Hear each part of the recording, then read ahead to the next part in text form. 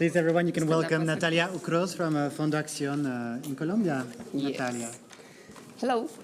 It's a pleasure to be here. I hope you don't sleep. It's warm and we need coffee, but I hope you maintain your attention. So, well, I come from Fondo Acción.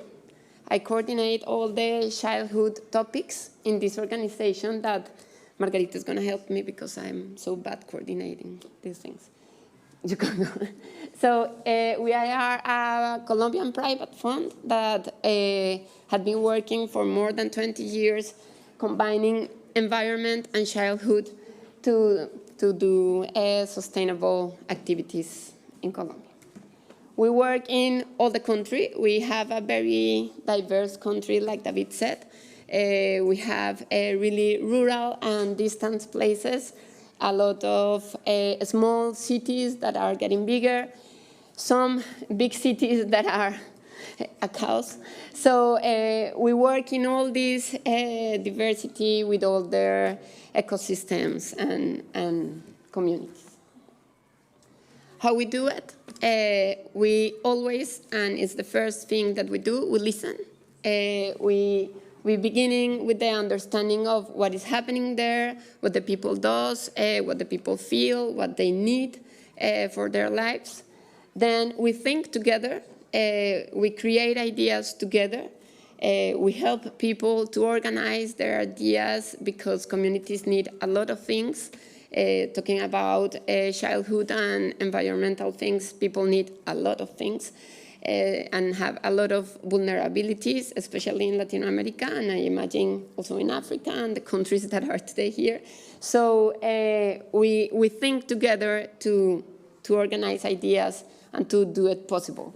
Of course, we act. Our name, Acción, means act. So we always look how we act quickly, good, with a common goal, and with middle and long term. And we inspire people. We learn, we improve, and we share all our knowledge. We always create materials that every person can use. They are free in our page. We invite people to do projects, and that project makes materials, and we share it with the public sector, with the private sector, with the organizations. We are part of ALEC, and we are happy to be part of ALEC. We are like an alternative partner in ALEC because we are not in the side of the science. We are like in the side of communicating, putting people together, creating other ways of telling the story, teaching teachers, but in a very short courses, not in the long and really, how do you say, profound? Strong, I don't know, deep ones that our partners in Mexico and Colombia does. So we work in a different way, but I think it's part of that network that we are trying to do together. Margarita said that, I don't know what she said, but it made me think that it's the only, you said something that made me realize that this is the only project in Colombia that is really working in climate education. It may be incredible, but I think for a Latin America country, it's a huge first step, and we are trying that others can learn about this. So I'm going to tell you about what we are doing in ALEC, but I realized that the best way to do it was telling you a story. So Margarita is going to help me with the images. I'm going to read because I love to create stories and to read the stories. So here I am.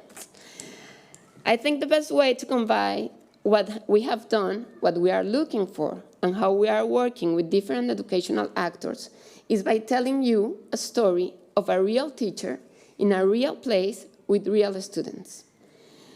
You can go and then return. Imagine a place in Colombia, South America, called Marmato. a remote town in the middle of the Andes Mountains, crossed by dozens of small but powerful rivers that descend from the top, bringing life to the entire territory. Imagine a community that has lived there for more than 486 years, because those enormous mountains hold one of the biggest mineral treasures, gold.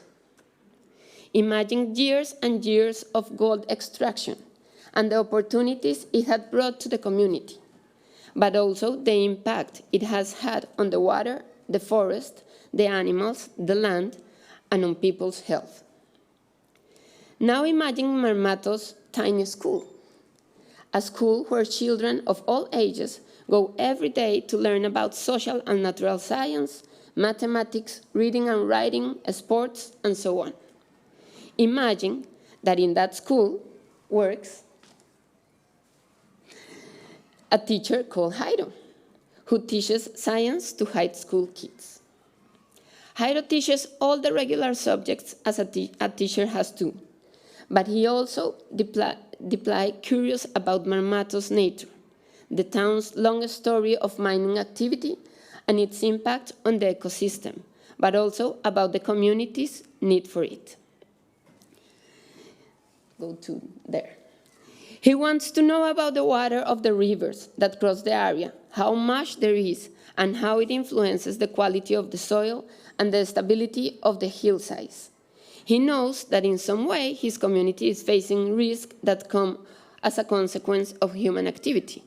He doesn't know if those risks are related with climate change, but he thinks it might. He talks about this with his students. He shares his questions and thoughts, leaving aside that crazy idea that teachers own knowledge. The students and Jairo then come up with probable answers or generate more questions.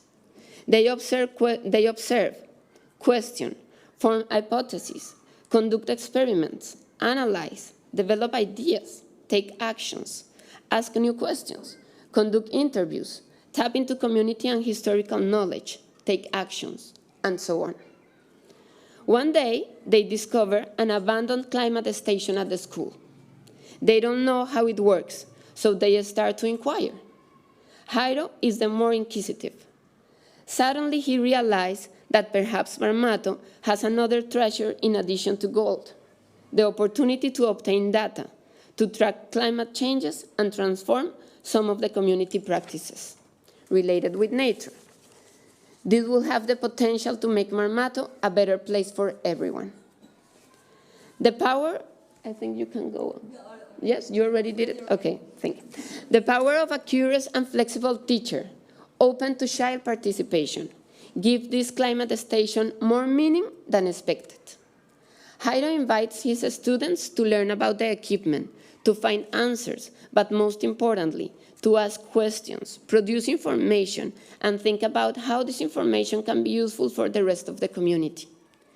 They decide that water is the primary interest, so they start a process of understanding certain aspects of it.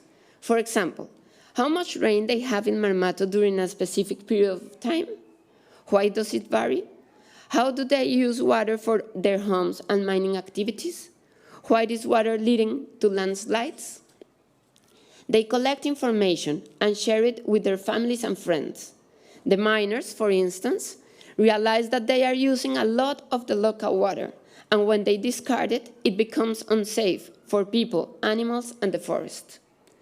Soon, Jairo becomes the student's hero, and they all become the community heroes. Everyone wants to learn with them and to be part of that group that monitor water and climate, plant trees, and share climate information with others. At that moment, Jairo realizes that he has to learn more and to communicate more, so he starts once again. First, he shares his process with Fondo Acción in a very candid and sincere manner. He shares what he has done and what he dreams of doing in Marmato with his students regarding water and climate change. Then he accepts the invitation to participate in a short course of climate education action, with emphasis in territory and classroom projects, using this knowledge to improve his educational practice. He gets new tools to relate local situation with global phenomena. He now understands better why student participation is key to innovate and to develop true life skills in terms of environmental and climate. And he realizes that a man from Marmato can provide ideas and pathways to other teachers in other places, as well to local and national governors and leaders. He starts to participate by himself or along with his students in all kinds of activities and decision-making processes. He always has been an inspiration for people, but now he is aware of it. Now he knows he has a genuine climate educational story to share, a story filled with questions and answers, but filled, among all, with real climate actions carried out by real students in a real small town of Colombia. The last one. This is the climate story, the last, I don't know where you are. No, the other one. Siga. Eso. This is the climate story of Jairo. Happily, many other teachers are creating their climate stories using similar ingredients that are a strong connection with the territory where they work, infinitive curiosity, no fear in terms of developing climate actions, share their knowledge with generosity, alternative approaches to storytelling, positive and influential political skills, and perhaps for me, for Fondo Acción, and I know for some of you, the most important one for creating possible territories, an open mind toward child participation. Gracias.